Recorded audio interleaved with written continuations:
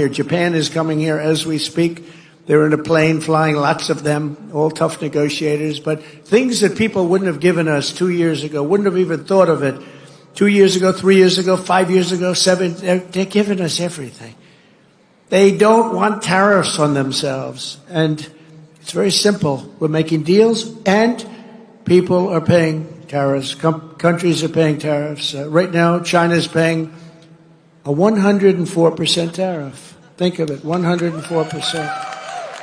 And China has called on the United States to cancel all tariffs after Washington announced exemptions for some consumer electronics.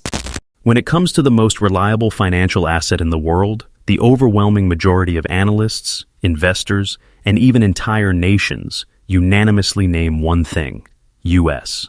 Treasury bonds. The dollar, as the foundation of the global monetary system, and U.S. bonds as the anchor of that system, have symbolized stability, predictability, and guaranteed investment returns for decades. But what if I told you that this system is beginning to crack? What if the largest creditors of the United States, Japan, China, and other powers, are preparing to play a dangerous game? Let's break down why this issue has become one of the most critical in global financial policy and what threats it poses not only to America, but to the entire world economy. First, a bit of history. The system in which the dollar became the dominant currency was established after the Second World War. It was during the Bretton Woods Conference that the U.S. dollar was granted the status of the planet's primary reserve currency. From that moment, governments around the world began purchasing U.S. bonds as a way to store reserves and simultaneously secure a degree of influence over the United States. Today, the U.S. national debt has surpassed the mark of $33 trillion. And importantly, about $7.5 trillion of that debt is held by foreign investors.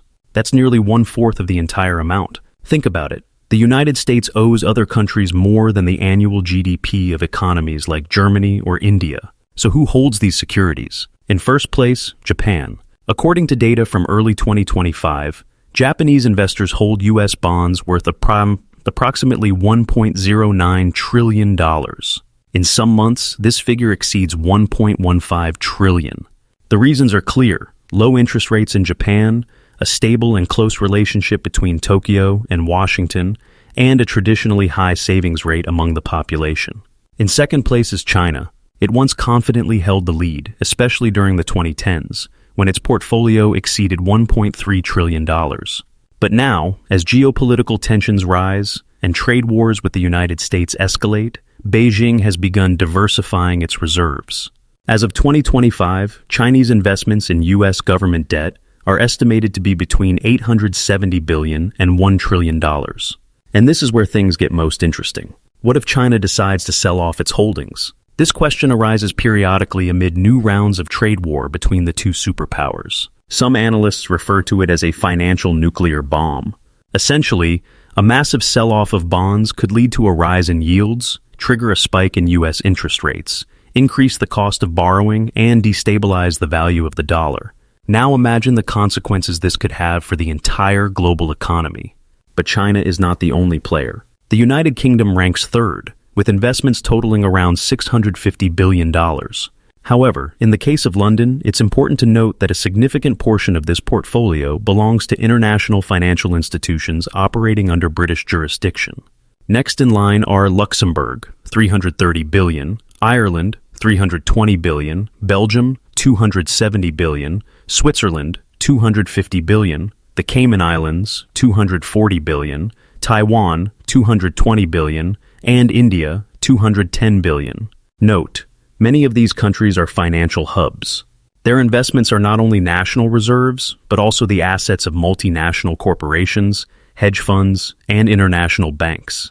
But what would happen if there were a mass outflow of these funds? Such a scenario is theoretically possible, especially if the United States continues an aggressive trade policy or if global distrust in the dollar intensifies. Already today, Japan, according to Nikkei, has, for the first time in 10 years, reduced its holdings of U.S. debt, citing rising yields and inflation risks. In China, there is active discussion about increasing investments in gold and other alternatives, including bonds denominated in yuan, euros, or even central bank digital currencies, CBDCs. The trend toward de-dollarization is gaining momentum. And this is a troubling signal for the United States. Global central banks in the years 2023 and 2024 reduced the share of the dollar in their reserves to 59%, which is the lowest level since 1995. At the same time, interest is growing in gold, the yuan, the euro, and even cryptocurrencies as alternative assets. But is everything so straightforward? Why then has no one yet pressed the red button and sold off trillions in American securities? The answer is simple. This is a zero-sum game. Any mass sell-off would crash the market, lead to a drop in bond prices, and, as a result, cause losses for the seller themselves. China, for instance, would lose hundreds of billions in portfolio revaluation.